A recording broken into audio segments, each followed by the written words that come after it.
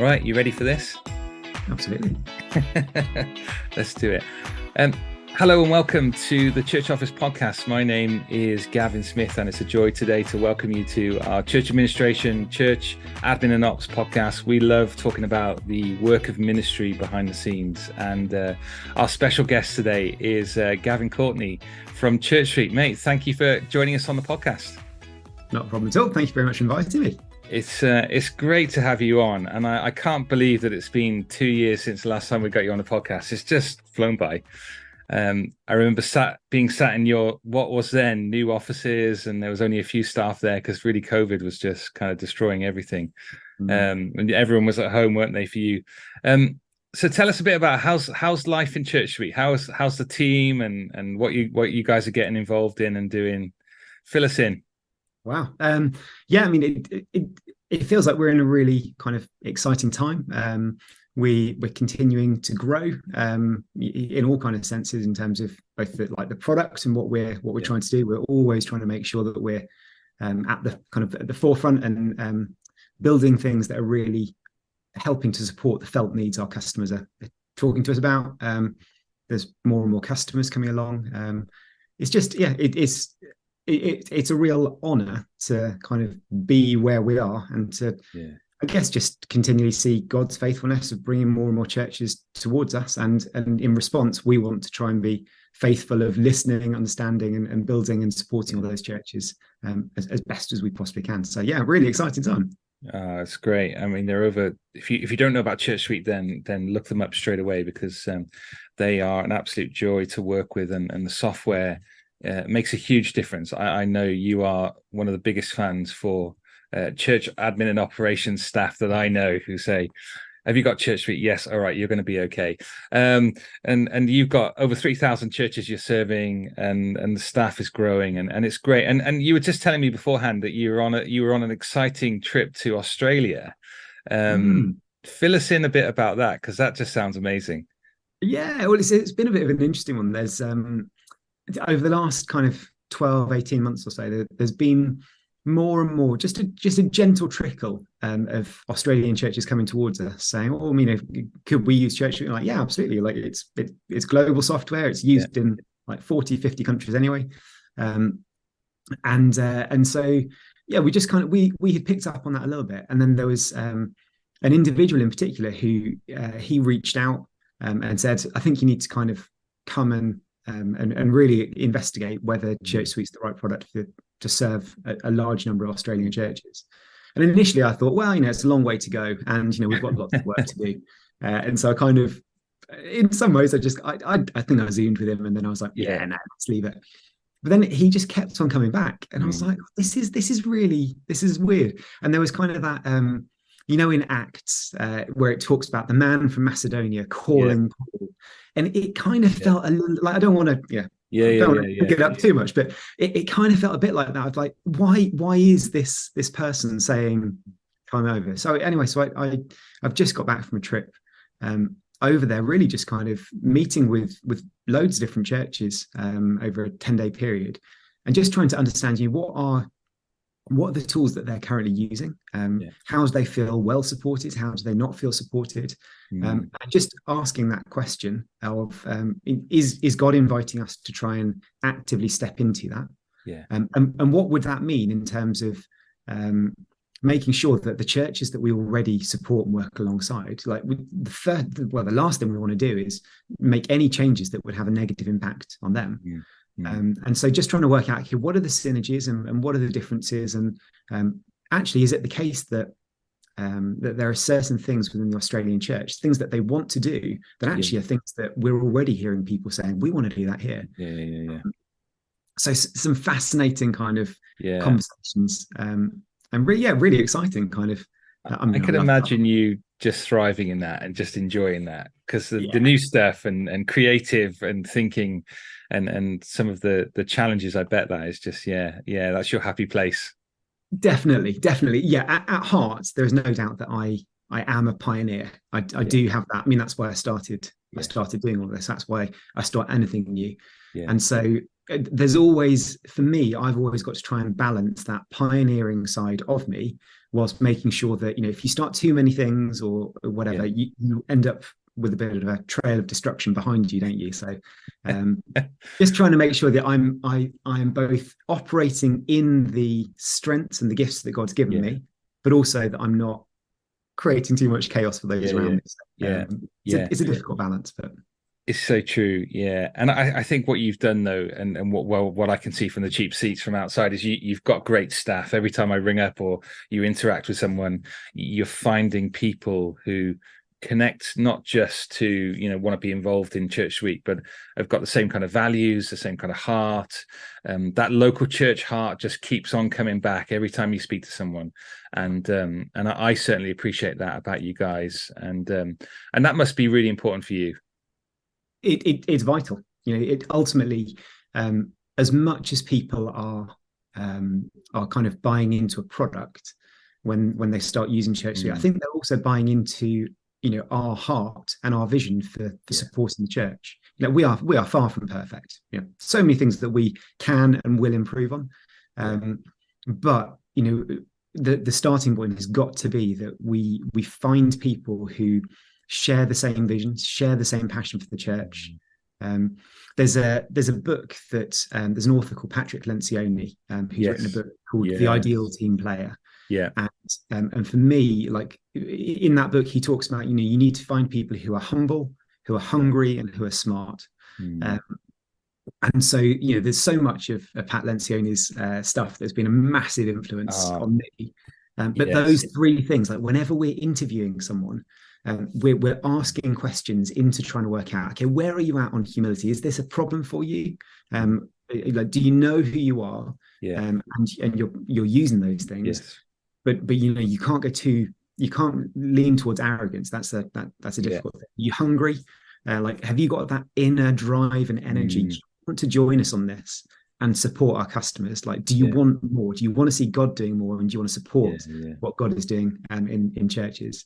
And then smart, like people smart, it makes or breaks so many situations. Like if you've got people with those good people smart skills, whether that's in customer support and just being an empathetic ear of, I hear what you're trying to do, now let me try and do that with you, or whether that's the developers, like, okay, a developer's lens on things can sometimes be quite different to the lens that someone in a support team might have. And actually being able to bring all of those different character attributes together and focusing around those three has been really helpful, I think, in us hopefully hiring really well and finding people that fit with the vision and hopefully want to continue serving and supporting the church for many years to come. And it's so true, isn't it? We're kind of entering into discussion of kind of like staff culture, and I love some of Patrick Lencioni's stuff on this, and he's got some great books and worth reading. And people might be put off because they're not, they're kind of business focused in some ways, but there's such common grace that's in there, that how you relate to people, how you work together, the kind of character that's so important when you're hiring. And he has some great stuff in there. And I think that really, one of your latest posts online, Gavin, which I connected with, was the missional leave stuff. The way that you're investing in staff and actually positioning your staff to say, we want you to focus on and serve the local church, not just in what we're doing at ChurchSuite, but actually in your own individual gifting and opportunities to serve. And fill us in a little bit about that. Has that come out of your culture conversation and that you've just implemented it, or were people asking for leave? What was going on? Yeah, so I give huge credit to one of our staff, Lindsay, who she linked me in with an article that I think Harvard Business Review had written about Patagonia, the clothing company. Patagonia are they've got a great staff culture, and they basically grew out of the West Coast American surfer lifestyle, where people were highly engaged in kind of green, sustainable, all those kind of things. And they were kind of looking and being like, well, we need clothing that matches some of those kind of principles. And so as Patagonia, the company, grew, one of the things they found was that their staff it started morphing from these kind of highly energetic surfer types into more corporate types. And so they started saying, well, what's changed here? And one of the things they identified was they were no longer hiring out of the same pool of people. They were no longer hiring out of surfers. They were hiring out of a kind of a corporate pool. And they identified that part of that was down to the fact that surfers love to go surfing. Like surfers love to get on a beach and start clearing it up. Surfers love to get involved in those things. But their corporate structures, whilst they started there, were no longer in that place. And so one of the things that they then started doing was, every few years they organized various different things to enable people to get out there and do kind of ecologically kind of sound and sensible, sustainable projects of, go and clean up an oil slick or go and do these kind of things. And so Lindsay gave me this article and said, what do you think this means for ChurchSuite? And I as we kind of talked about it, we're like, well, we want our people to continue being invested in the church.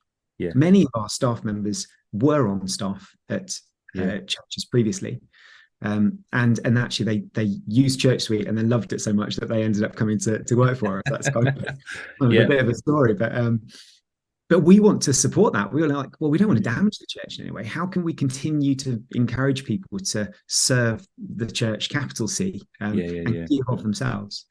And so just piecing some of those bits together, we were like, well, one of the great ways we could do that is by giving everyone an allowance of five full paid working days on top of all of their annual leave. That if you want to go and serve at a youth camp, great, have our blessing, have our pay, go and do that, contribute, bless the body of Christ. You want to go and do something more humanitarian, you want to serve people on a rubbish dump in Mexico, or you want to go and do whatever it might be. It's like, yes, we want to support that. Like, God's kingdom comes when restoration to things comes, and God's people are served when we get out there and we do the stuff. So it's like, well, let's pay people to do that and make sure that we keep that as part of our culture. So so that's been a really exciting thing over the last, I guess it might be about the last 5 years we've done that, and just seeing more and more people choosing to do that,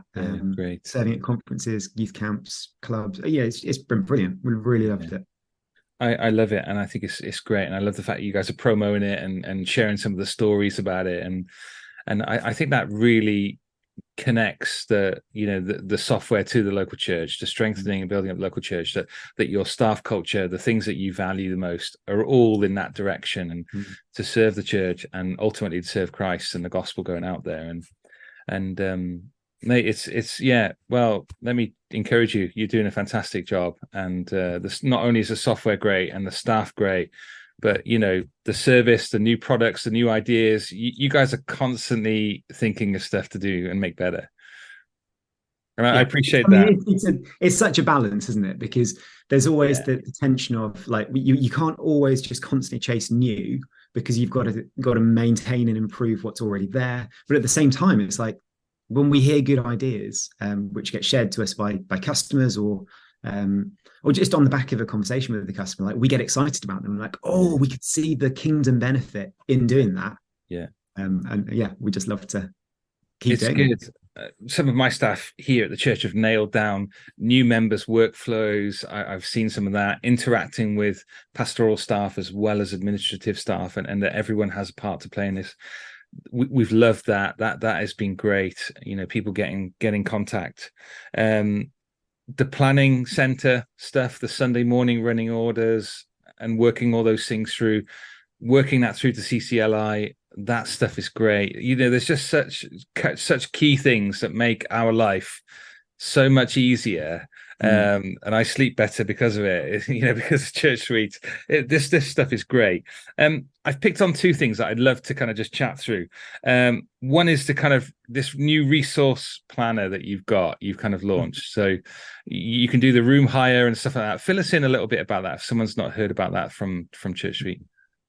Yeah, so what you're kind of touching on there is some functionality within the bookings module. So the bookings module is all about rooms and resources. You define all the different things that you've got to hire out, whether that's the church hall or the kitchen or whatever it might be. particularly if you've got your own premises, then you've likely got rooms and resources that get booked out for certain things. And so for years, we've had that bookings module, which has been primarily focused on making sure that internally, all of the information is really accessible. Who's booked out what, and you can set up all the different questions to make sure you get all the good bits of information you need about that. But what this new planner that we've just launched does is it enables you to bring some of that information through into your church website. And certainly, for anyone who's got a busy church, and particularly if you host weddings and things like that, one of the questions that you'll be fielding is, is the church available on this date, and what about this date, and or whether it's for guides or whatever whatever it might be. But that new free busy planner that we've built out effectively allows you to say, okay, the things that I want to show when they're busy, you choose those rooms and resources. So it doesn't have to be everything. And then you can put that into your website. And all it does is it says, this is free or this is busy. So it doesn't tell you the information about who's booked things out or what they're booked for. Like we shouldn't really be sharing that kind of information on our websites. But it's useful, isn't it? Because it's about 10 emails that go back and forth, isn't it? Is this date free? Is it not? And can we do this and can we not do that? And we've developed some around the whole thing about events. I think more and more we're getting more and more out of ChurchSuite on that kind of stuff. So having the right forms that people can go through that goes, actually, when you do an event, these are the 4 or 5 things that you're responsible for. And then people being able to actually sign up for it, being able to pay for events and work through those things. All of that makes such a difference. So loving that. And it's a really busy time for that. Lots of people find with their carol services that, particularly if they're running multiple services to help cater for the number of people, lots of people will either just have event pages to publicize that, or some people actually do say, well, we've got specific fire capacity in our venue, and so actually just making that as a ticketed event, it's a free thing for pretty much everyone that I know of, but it just helps you to manage that flow and understand, okay, that first service is going to be the one that we're going to hit full capacity on, but the second service, the third service, whatever it might be. We see hundreds of thousands of people signing up to church events, whether those are carol services or newcomers meals or the Alpha course, Christianity Explored, all sorts. And it's just it's so cool to kind of see so much engagement and get because you guys get to see all that activity, I guess, don't you? I mean, you must know the stats. I love a bit of stats. So, how many emails go out each week and how many people sign up and even just your giving stuff that people are giving through. I'm sure there's a huge number at the end of all of that. We're obviously quite constrained in terms of what we see. We shield ourselves from being able to see too much information.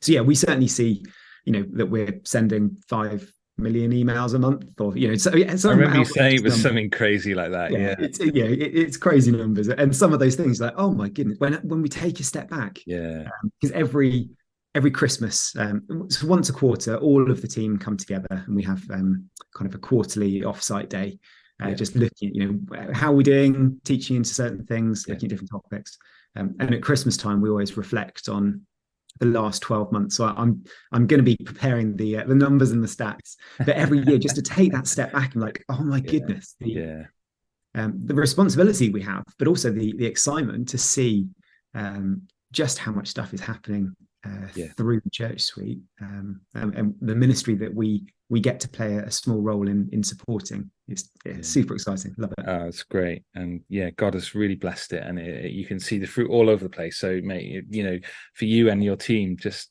thank you, and be encouraged from what you guys are doing is tremendous. I want to touch on holiday clubs, because somebody was asking me this the other day, saying, tell us, how do you use ChurchSuite in a holiday club kind of, situation? And I was thinking, okay, well, if someone, hears this kind of early December, they, New Year, they sign up to ChurchSuite and they start to think about holiday clubs. We've got February coming, spring, a lot of activity ramps up, doesn't it, as we get past sort of February.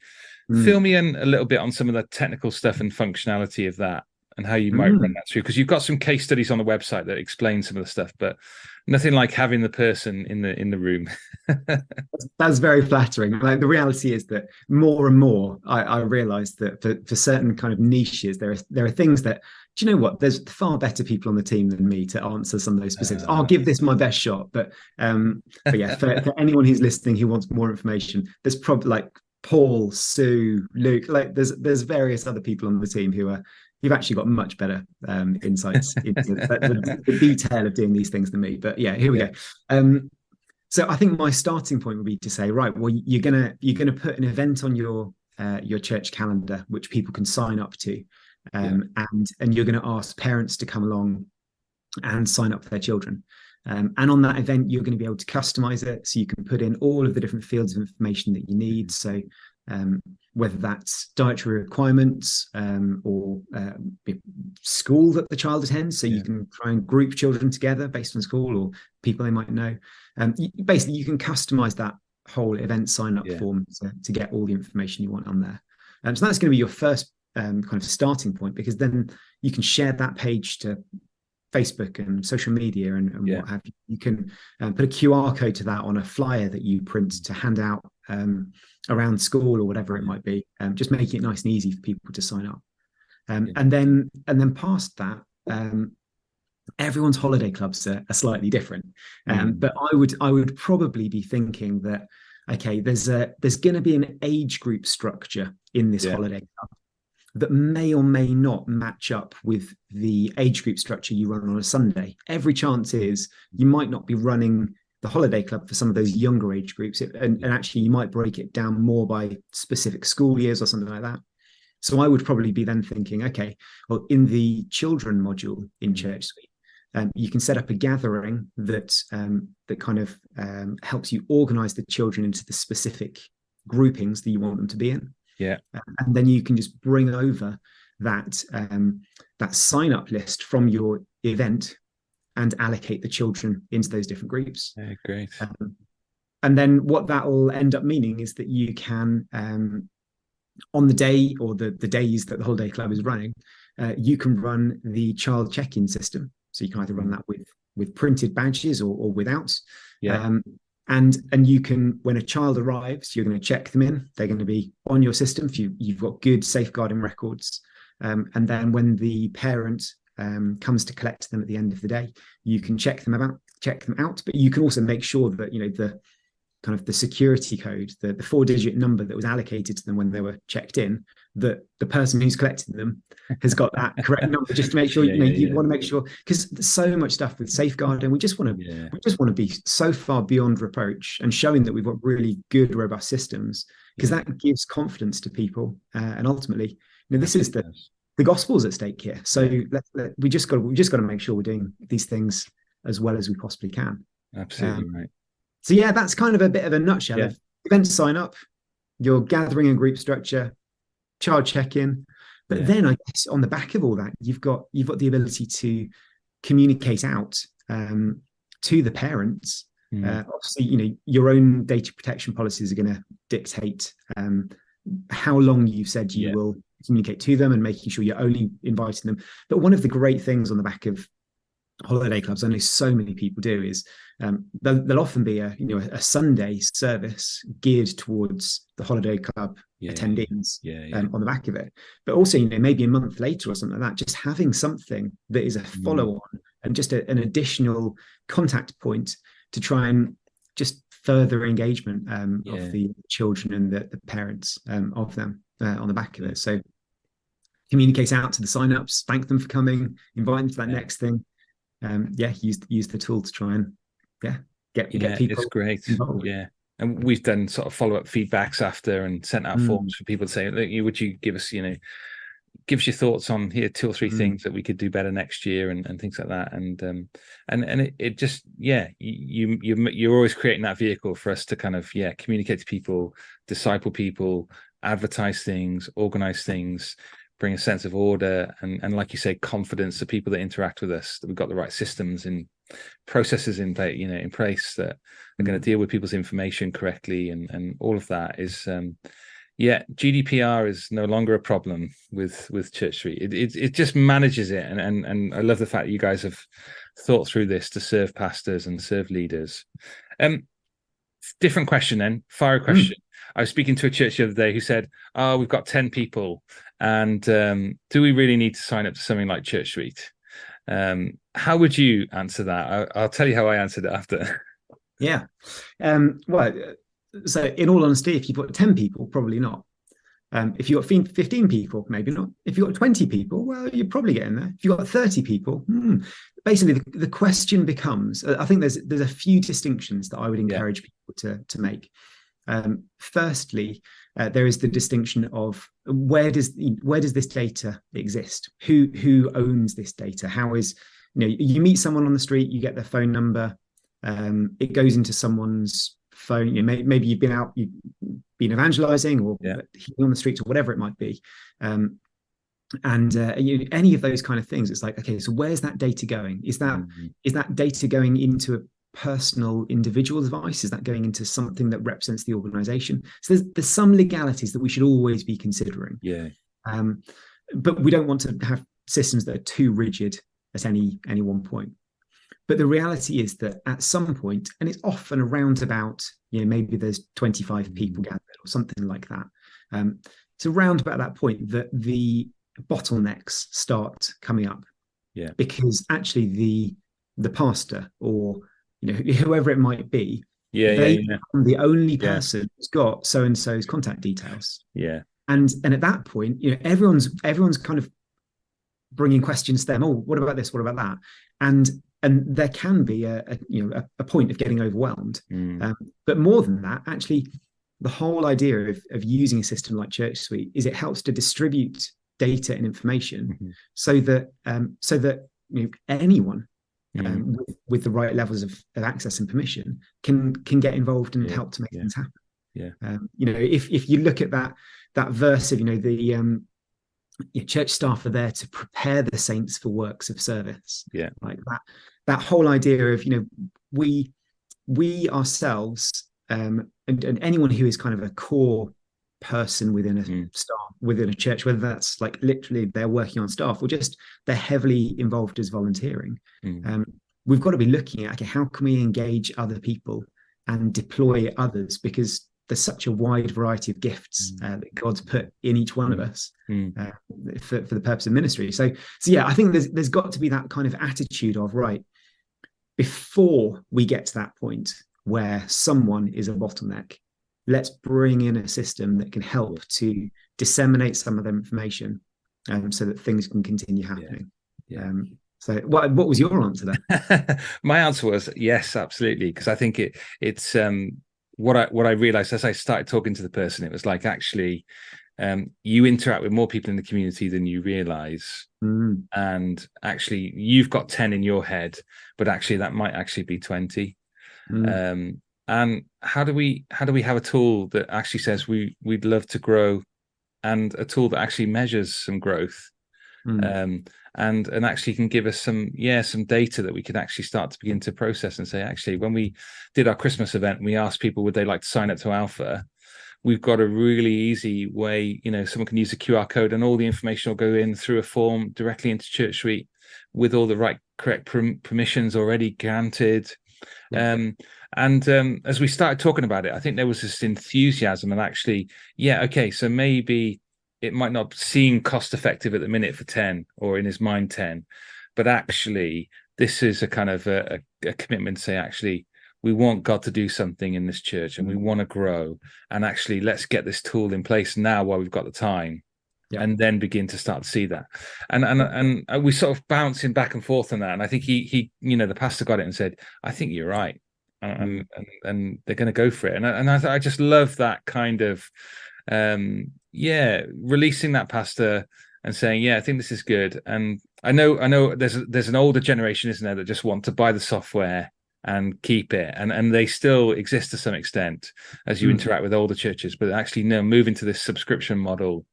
And that as the cost grows, as the numbers grow in the church, and your model that allows that to happen means that it's accessible to all churches, and I love that, and I think people, small and big, will be served by it. Mm. Any other I thoughts think on that, mate? yeah, well, I think that the cost one is really interesting because if minimum wage is at £13 an hour, Something like that, isn't it now? Yeah. In I can't April. remember the exact. It ballpark that.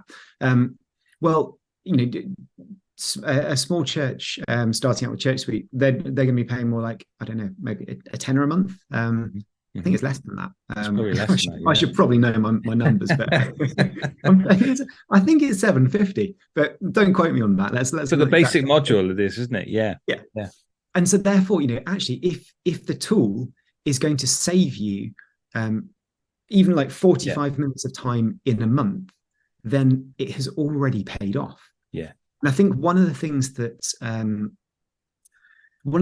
I think churches sometimes can have a tendency to do is not factor in the amount of time that people kind of give to something.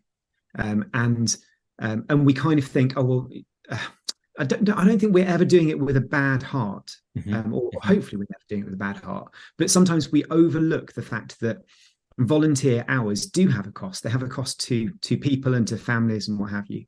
And actually, to spend a little bit of money on a tool that could potentially dramatically reduce the number of hours volunteers need to spend on things, well, actually, that means that people can be redeployed into different areas where perhaps they're getting closer to the kind of the front line of bringing the gospel to people. Yeah. And so I think that there's my challenge when I'm having those kind of cost conversations with people is kind of to say, well, what is the value you place on an hour of John's time or an hour of Sue's time or whatever it might be? Because actually, even if it's just a couple of pounds a month that you would value their time at, well, by giving them tooling that can help them do more quicker, actually you're opening the possibilities of what other ministry you can do. Absolutely right. And that's where God's working. So absolutely right. And I think it's a conversation we constantly have with leaders and chatting in churches, is that having one or two tools around ChurchSuite and around finance packages, like an expense plus, serves treasurers and serves administrative staff. And I know these things can seem daunting and they can take some time to implement, but the investment is worth it, and we see the fruit. And you've probably got hundreds of stories where the fruit has made the system has made a huge difference, and people are seeing fruit in discipleship, in growth in the church, in terms of just being able to manage a church well and be effective. That's happening. Any stories that come to mind where you're aware of that the software has made a big difference? I'd love to give you an opportunity just to kind of share. Great question. So one that immediately came to mind is, and it's a little bit maybe a couple of years old, something like that. But one of our team was doing some training with a church who were just starting to implement ChurchSuite, looking at how do we get this like properly rolled out everywhere. And in the room,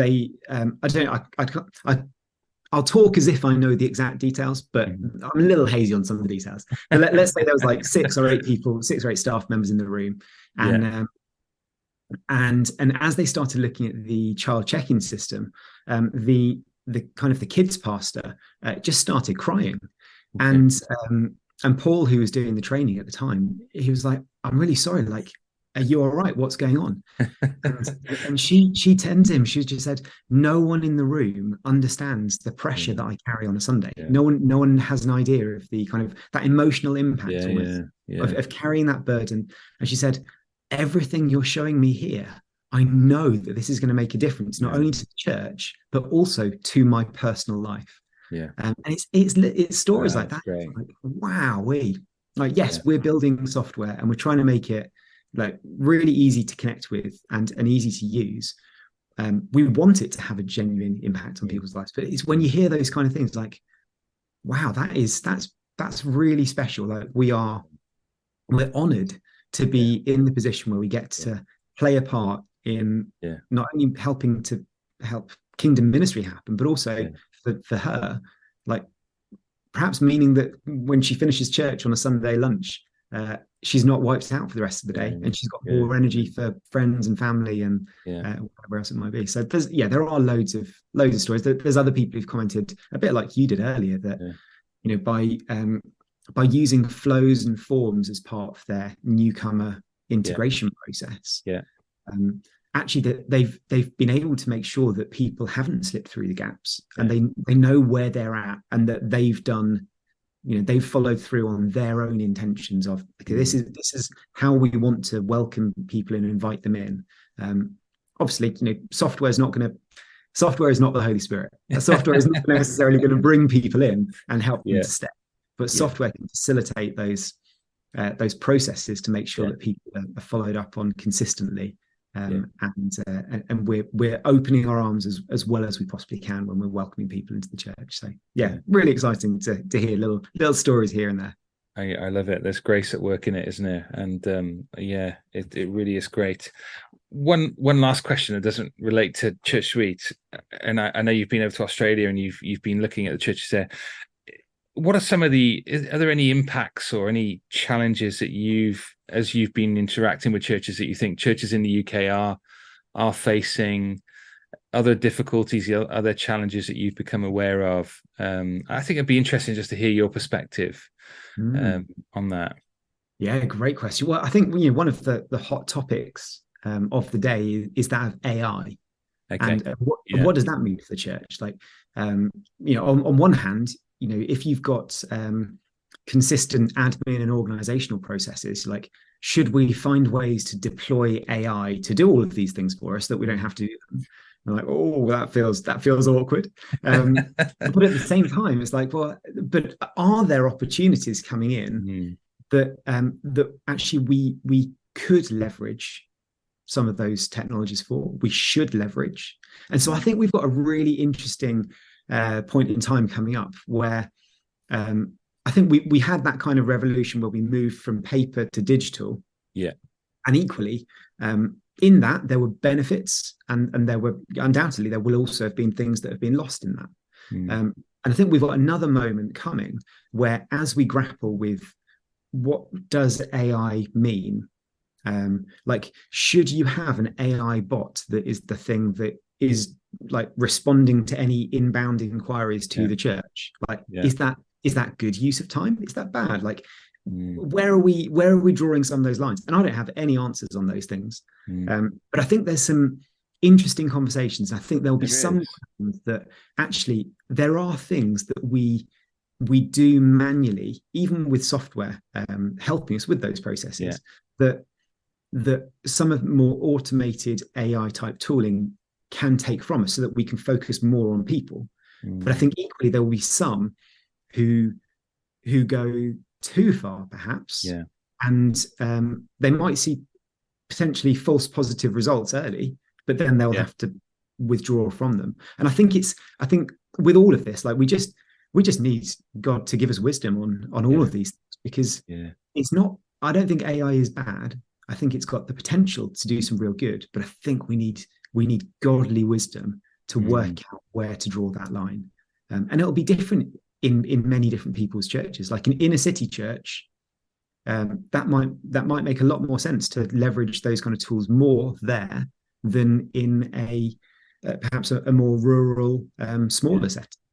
Yeah. And so I don't think it's a one size fits all, but I think there's going to be some really interesting conversations Yeah. in It's the next few interesting you years. mentioned the AI, because I knew of a church that were using some AI to do some of their graphics work.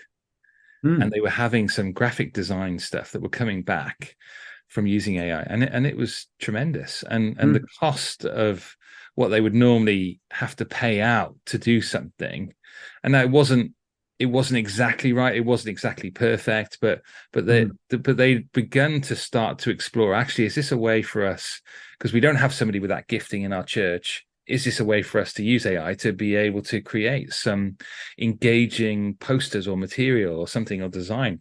And then, yeah. yeah, fascinating to start thinking about that. I mean, that could do graphic designers in the church out of a business, but yeah, again,